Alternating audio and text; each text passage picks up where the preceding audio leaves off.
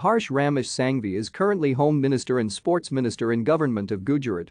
He is a member of Gujarat Legislative Assembly Majura in Gujarat, India. As a youth, he was active in student elections and became a social activist. He began working in tribal areas on sickle cell disease. He then worked in a civic hospital. He was appointed as the youngest General Secretary of State for the BJP. He was elected as the youngest member of the Legislative Assembly from Surat city. He won Majura seat by a record-breaking margin and was the fourth highest winner of Gujarat Assembly. In 2013, Harsh was reappointed as Youth BJP State Vice President. In 2017, he was appointed National Vice President of Bharatiya Janata Yuva Morcha.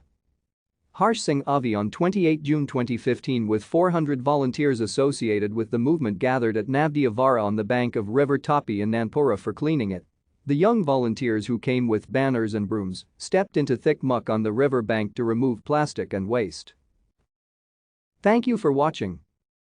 Like and subscribe if you would like to view more of our videos. Have a nice day.